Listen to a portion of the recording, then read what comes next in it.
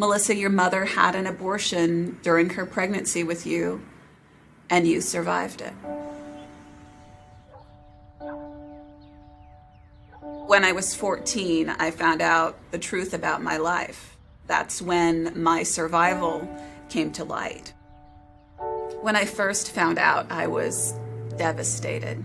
And that night I struggled with anger for the first time. I was born in August of 1977 in Sioux City, Iowa. And what I know about my birth is that I wasn't intended to be born alive.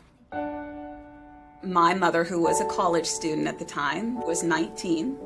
She wasn't married to my father. She was almost 8 months pregnant with me, from what we can gather. She went into the hospital and had a saline infusion for an abortion done. The saline infusion abortion involves injecting a toxic salt solution into the amniotic fluid surrounding that preborn baby in the womb. And the intent of that salt solution is to actually scald the child to death from the outside in. I soaked in that toxic salt solution for 5 days. My mother went back to the hospital, had her premature labor induced with me, and that was the day my mother was meant to give birth to a dead child.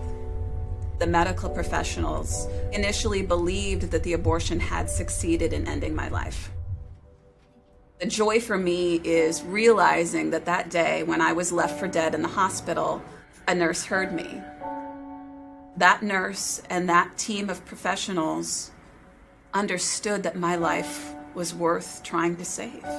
After I survived that failed abortion, my biological parents made an adoption plan for me. And I'm really blessed because my adoptive parents met me while I was still being cared for in the neonatal intensive care unit. And my parents tell the story of how the first time they laid eyes on me lying in the incubator, they fell in love with me.